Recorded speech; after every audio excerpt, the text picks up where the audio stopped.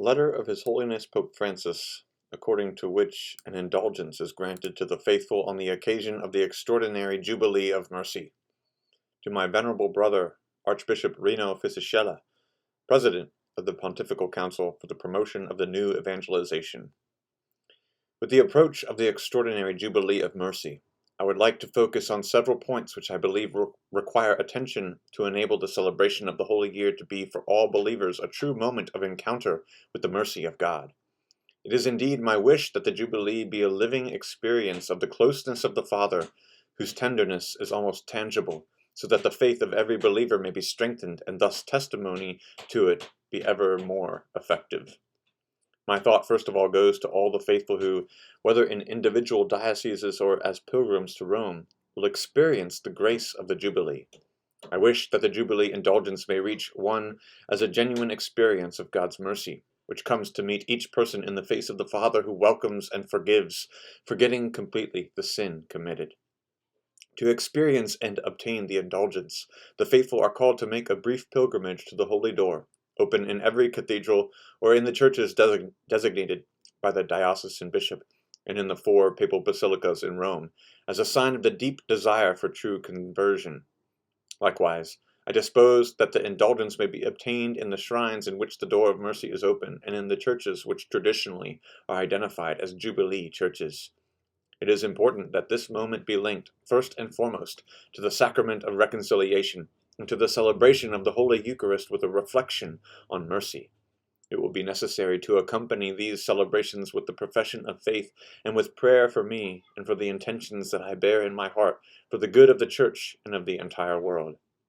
Additionally, I am thinking of those for whom, for various reasons, it will be impossible to enter the Holy Door, particularly the sick and people who are elderly and alone, often confined to the home. For them it will be of great help to live their sickness and suffering as an experience of closeness to the Lord, who in the mystery of his passion, death, and resurrection indicates the royal road which gives meaning to pain and loneliness. Living with faith and joyful hope this moment of trial, receiving communion or attending Holy Mass and community prayer, even through the various means of communication, will be for them the means of obtaining the Jubilee indulgence. My thoughts also turn to those incarcerated, whose freedom is limited.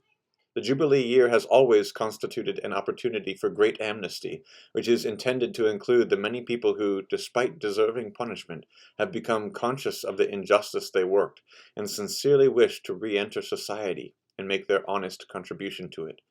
May they all be touched in a tangible way by the mercy of the Father who wants to be close to those who have the greatest need of his forgiveness. They may obtain the indulgence in the chapels of the prisons. May the gesture of directing their thought and prayer to the Father each time they cross the threshold of their cell signify for them their passage through the holy door, because the mercy of God is able to transform hearts, and is also able to transform bars into an experience of freedom. I have asked the Church in this Jubilee year to rediscover the richness encompassed by the spiritual and corporal works of mercy. The experience of mercy, indeed, becomes visible in the witness of concrete signs, as Jesus himself taught us. Each time that one of the faithful personally performs one or more of these actions, he or she shall surely obtain the Jubilee indulgence. Hence the commitment to live by mercy, so as to obtain the grace of complete and exhaustive forgiveness by the power of the love of the Father, who excludes no one.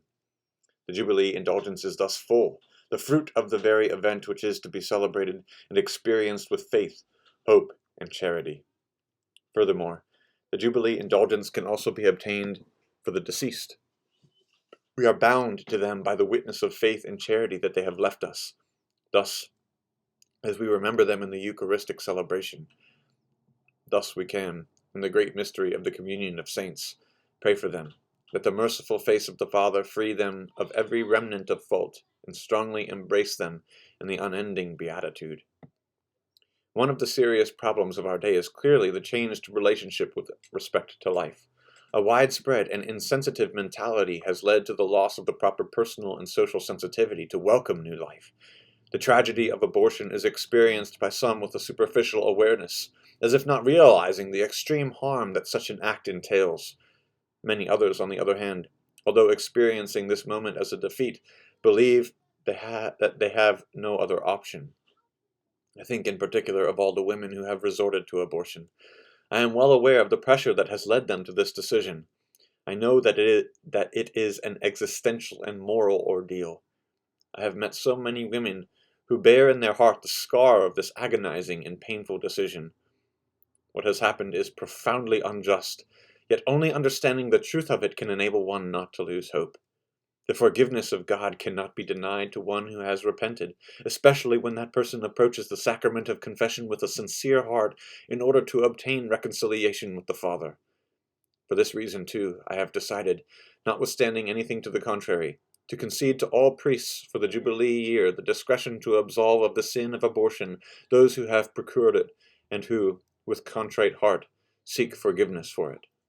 May priests fulfill this great task by expressing words of genuine welcome combined with a reflection that explains the gravity of the sin committed, besides indicating a path of authentic conversion by which to obtain the true and generous forgiveness of the Father who renews all with his presence. A final consideration concerns those faithful who for various reasons choose to attend churches officiated by priests of the Fraternity of St. Pius X. This Jubilee year of mercy excludes no one. From various quarters, several brother bishops have told me of their good faith and sacramental practice, combined, however, with an uneasy situation from the pastoral standpoint. I trust that in the near future solutions may be found to recover full communion with the priests and superiors of the fraternity. In the meantime, motivated by the need to respond to the good of these faithful, through my own disposition, I established that those who during the Holy Year of Mercy approach these priests of the Fraternity of St. Pius X to celebrate the sacrament of reconciliation shall validly and licitly receive the absolution of their sins. Trusting in the intercession of the Mother of Mercy, I entrust the preparations for this extraordinary Jubilee year to her protection. From the Vatican, 1st of September, 2015. May the leader of the ancient Israelites, the patriarch Joshua, son of Nun, pray for us.